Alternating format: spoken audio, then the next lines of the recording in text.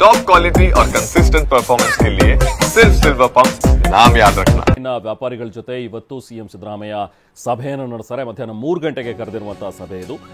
CM ನಿವಾಸ ಕಾವೇರಿಯಲ್ಲಿ ಸಭೆ ಕರೆದಿರುವಂತಹ CM Siddaramaiah ಇವತ್ತು ವ್ಯಾಪಾರಿಗಳ ಜೊತೆಗೆ ಅವರ ಸಂಘಟನೆಯ ಮುಖ್ಯಸ್ಥರ ಜೊತೆಗೆ ಮಾತಾಡ್ತಾರೆ. ಸಣ್ಣ ವ್ಯಾಪಾರಿಗಳಿಗೆ ನೋಟಿಸ್ ಕೊಟ್ಟಿರುವಂತಹ ಹಿನ್ನೆಲೆಯಲ್ಲಿ ಇವತ್ತು ಸಿಎಂ ಕರೆದು ಮಾತಾಡುವಂತಹ ಸಾಧ್ಯತೆಗಳಿವೆ. ಇವತ್ತು 3 ಗಂಟೆಗೆ ಫಿಕ್ಸ್ ಆಗಿದೆ ಮೀಟಿಂಗ್.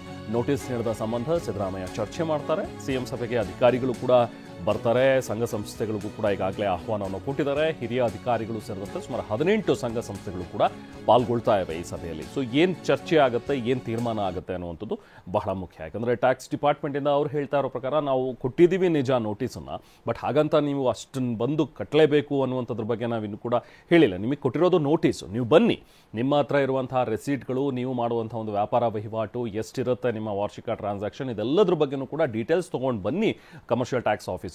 ಸೊ ಆಗ ಅದನ್ನು ಸ್ಕ್ರೂಟಿನಿ ಮಾಡ್ತೀವಿ, ಪರಿಶೀಲನೆ ನಡೆಸ್ತೀವಿ. ಅದಾದ ನಂತರ ನಿಮಗೆ ಟ್ಯಾಕ್ಸ್ ಕಟ್ಟಬೇಕು ಎಷ್ಟಿರುತ್ತೆ ಅನ್ನುವಂಥದ್ದು ಇರುತ್ತೋ ಅದನ್ನು ಟ್ಯಾಕ್ಸ್ ನೀವು ಕಟ್ಟಲೇಬೇಕಾಗುತ್ತೆ. ಯಾಕಂದರೆ ಟ್ಯಾಕ್ಸ್ ಅನ್ನುವಂಥದ್ದು ಎಲ್ರಿಗೂ ಕೂಡ ಇದೆ, ಪ್ರತಿಯೊಬ್ಬರು ಕೂಡ ಆ ಟ್ಯಾಕ್ಸ್ನ ಪೇ ಮಾಡಲೇಬೇಕು. ಸೊ ಹಾಗಾಗಿ ತುಂಬಾ ಹಾಕ್ಬಿಟ್ಟಿದ್ದಾರೆ, ಲಕ್ಷಗಟ್ಟಲೆ ಇದೆ, ಏನಪ್ಪ ಮಾಡೋದು ಅನ್ನುವಂಥದ್ರ ಬಗ್ಗೆ ತಲೆ ಕೆಡಿಸ್ಕೊಳ್ಳೋ ಅವಶ್ಯಕತೆ ಇಲ್ಲ ಅನ್ನುವಂಥದ್ದನ್ನು ಹೇಳಿದ್ದಾರೆ. ಈಗ ಸಿಎಂ ಕೂಡ ಇವತ್ತು ಸಭೆಯನ್ನು ಕರೆದಿದ್ದಾರೆ.